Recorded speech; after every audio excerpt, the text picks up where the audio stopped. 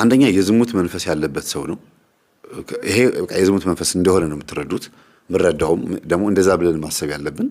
ሁለተኛ ነገር ደግሞ ሴሰኝነት የሚባል ነገር ደግሞ አለ። ሴሰኝነት ልክ ሲጋራ የሚያጨስ ሰው ከእንቅልፉ ተነስቶ ሲጋራ ካላጨሰ ሰውነቱ ይንቀጠቀጣል። ካልጠጣ አረቄ ካልጠጣ ይንቀጠቀጣል ሰውነቱ።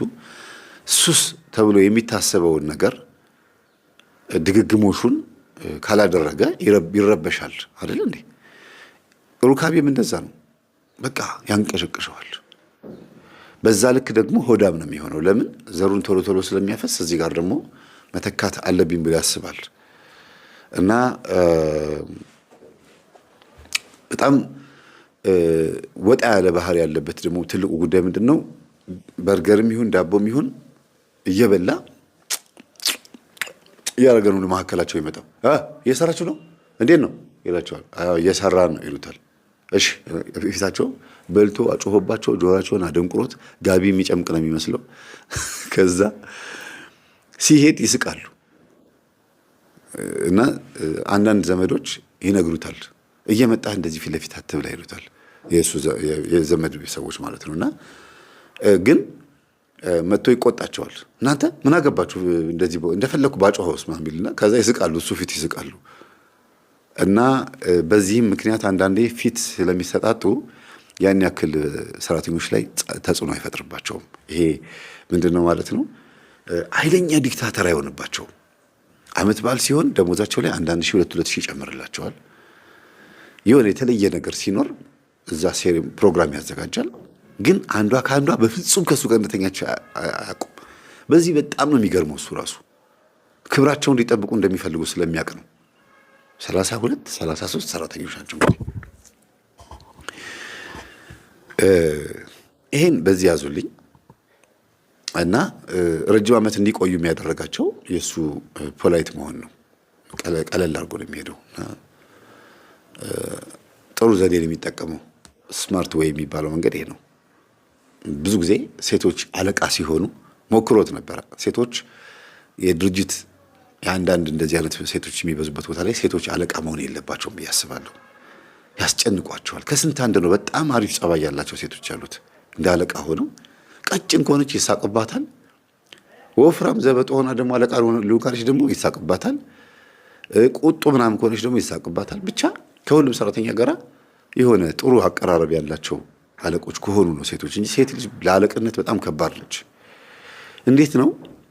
ወንድ ካለ በተለይ አብሯት የሚነጻጸርና ኮምፔር የሚደረግ ምናምን ካለ የበላይነትን ለማሳየት እኔም እችላለሁ ሴትነት ይሄ በእሷ ጭንቅላት ውስጥ የተናቀ መስሎ ስለሚሰማት ወንድን ለመብለጥ ካልቻለች እኩል ለመሆን ጥረት የምታደርግበት ሁኔታ ነው የሚታየው አብዛኛውን ቦታ ላይ። ከስንት አንድ ነው በጣም ጎበዞች ጠንካራ ሴቶች ወንዶችንም ሴቶቹንም ትሪት አድርገው በትህትና ሁሉንም የሚያናግሩት እንጂ አብዛኛውን ጊዜ ለአለቅነት ከባድ ናቸው ሴቶች። ማሳየት ነው እንጂ የሚፈልጉት ሰርቶ ሪዛልቱን እንደዚህ ኮንቲኒየስሊ ሁሉ ጊዜ አንድ አይነት መሆን አይችሉም። ማሳየት አለቅነትን ማሳየት መቅጣት እንደሚችሉ መቆጣት እንደሚችሉ ማሳገድ ማባረር እንደሚችሉ ማቃጠር ለአለቃ እንደሚችሉ ነው ለማሳየት የሚሞክሩት። ይሄን ካጠፋሁኝ ይቅርታ ኧረ እንዳትሉኝ እሺ አጥፍቻለሁ ይቅርታ ግን የሚመስለኝን ተናግሬያለሁ ስላየው ነው ብዙ ቦታ ላይ ስላየው ነው። ይሄንን ኮሜንት ላይ ጻፉልኝ ተሳስተሃል በሉኝ ወይም ደግሞ ትክክል ነህ በሉኝ። በዚህ ጉዳይ ላይ ግምታችንን ወይም ደግሞ ቪው ፖይንታችንን ስለሆነ የምንናገረው ልናስተካክለው እንችላለን። አይ ልክ አይደለም ልትሉ ትችላላችሁ። እና ሞክሮ ነበር አለቃ ሴት አለቃ ሞክሮ ነበረ አልተመቸውም ለዝሙቱ። ወንድ አለቃ ሞከረ ወንድ አለቃ ይሻለዋል። እና ወንድ አለቃ ይሻለዋል ማለት ነው ከሴቷ የተሻለ ሆነለት። ለዚህ ለስራው አልጎረበጠውም እንጂ ያው ነው ለውጥ የለውም። ግን አለቃ የግድ ያስፈልገዋል። ለምን? እሱ ቤቱ ሄዶ ሲተኛ ወይም እንደፈለገ ሄዶ ሲዘል ቤርጎም ለቤርጎ ሲዞር ድርጅቱን የሚቆጣጠር ሰው ያስፈልጋል እንጂ ዋና አለቃ እሱ ራሱ ነው። ምክትል አለቃም ራሱ ነው። ግን የግድ የሚቆጣጠር ሰው ያስፈልገዋል። ከሰራተኞች መካከል አንዷ ሰራተኛ እናቷ ታማባት ጸበል መሄድ ፈለገች። እናቷን ጸበል ለማስጸበል አስፈቀደች። ተፈቀደላት። ጸበል ሄዳ እናቷን አስጠምቃ 7 ቀን ማለት ነው ምንም የጮሁት ነገር የለም አስጠምቃ ተመልሳ ከ7 ቀን በኋላ መጣች። መጣሽ አላት። አዎ መጥቻለሁ። እንዴት ናቸው እናትሽ አላት። እግዚአብሔር ይመስገን ደህና ነች፣ አሁን ተሽሏታል፣ ያው ትንሽ ለውጥ አላት ብላ ትላለች። ከዛ እናቷ ጸበል እንዳስገባች ያወቁት እሱ ሲጠይቅ ነው እንጂ የት እንደነበረች አይታወቅም። እሱ አሟት የቀረች ነበር የመሰላቸውና እናትሽ ምን ሆኑ ምናምን ይሏታል። አይ እናቴ ትንሽ ታማ ነበር፣ ማታ ማታ ትንሽ ታስቸግራለች፣ ትቃዣለች። ወይ እንደዛማ ከሆነ እኔ ብዙም አላዳምጠውም እንጂ ይሄ መንፈስ የሚል አንድ የሆነ ቲክቶከር ዩቲዩበር መጥቷል፣ ግቢና አዳምጪ ብላ ገጠመኝ ትልክላታለች። እሺ ብላ ወዲያው ዘው ተቀብላት በኤርፎን እያዳመጡ ስራቸውን ይሰራሉ። ከዛ ሰምተሽዋል ግን ትምህርቱን አለቻት ልጅቷ ራሷች። አሁን እንግዲህ ያመጣዋት ጸበል ሄደችው ልጅ ጸበልተኛዋ ልበላችሁ። አይ እኔ አልሰማሁትም ግን ዝም ብዬ ነው እኮ አንዱን የነገርኩሽ አለቻት። እኔ ቤተሰብ ነው የሚያዳምጠው እንጂ አላዳምጠም አለቻት። ለምን አታዳምጭም? እኔ የምትኝ መንፈስ ስለሚል። ታዲያ ለምን ጠቆምሽኝ? ማይመች ነገር ከሆነ ጥሩ ያልሆነ ነገር ለሰው ይሰጣል እንዴ አለቻት። አይመችም ይደብራል አይደል አለቻት። ኧረ አይደለም እኔ በጣም ገርሞኝ ነው፣ ታሪኩ ይገርማል። እስቲ አንድ ኢርፎን ልስጥሽና አብረን እናዳምጥ አለቻት። አብረው አዳመጡ። ከዛ አንድ ገጠመኝ ካዳመጡ በኋላ ኢርፎናቸውን አውልቀው ቁጭ አድርገው ስላዳመጡት ነገር እያወሩ የሚገርምሽ እኔም በልጅነቴ እንደዚህ አደረግ ነበረ፣ እንደዚህ ነበረ፣ እማዬም እንደዚህ ታደርግ ነበር እያሉ ሲያወሩ ከጎን ያለችው ደግሞ ትሰማና ያችም ሲሉ እዛ ቤት ውስጥ ያሉት በሙሉ አንድ አይነት ሐሳብ ሆኑ። ግን ያዳመጡት እነዚህኞቹ ብቻ ናቸው። እና ለኔም እስቲ ላኪልኝ በእናትሽ ለኔም ላኪልኝ የግሩፑ ላይ ላኪው ይባባላሉ። ግሩፕ አላቸው የኪዳነ ምሕረት ጽዋ ይጠጣሉ። አንድ 8ቱ ማለት ነው እዛ ውስጥ ካሉት ውስጥ። ከዛ ሲሉ ሁሉም አዳማጩ ነው እንዳለ። ከዛ አይ እኔ ንስሐ የምገባበት ጉዳይ አለኝ ስትል አንዷ ኧረ እኔም አለኝ እኔም ንስሐ እገባለሁ እያሉ ሁሉም ንስሐ የምንገባበት ጉዳይ አለ አሉ። ያው ምንድነው ንስሐ የምትገባ አይባልም መቼም አይደለ። እና ንስሐ አባት እንያዝ ሁላችንም ይላሉ።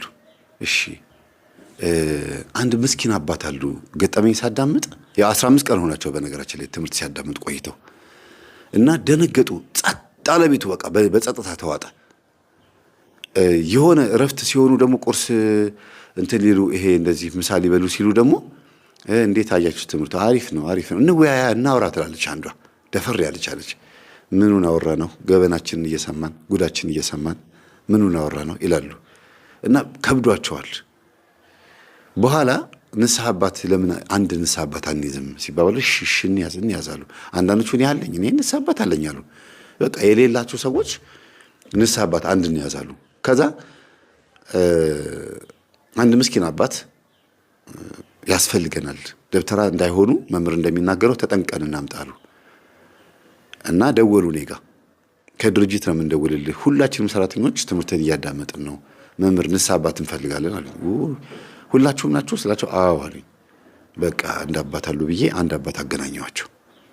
ሰፈራችሁ የት ነው ብዬ ለሰፈራቸው ቅርብ የሚሆን ቦታ ላይ ሄጄ አንድ አባት አነጋግሬ የሆነ ደብር ሄጄ ማለት ነው አናግሬ ቅርብ እንዲሆኗቸው ብዬ ሂዱና ንስሐ መግባት ይፈልጋሉ ሙሉ ድርጅት ሰራተኞች ናቸው ስላቸው እውነትህን ነው አሉኝ።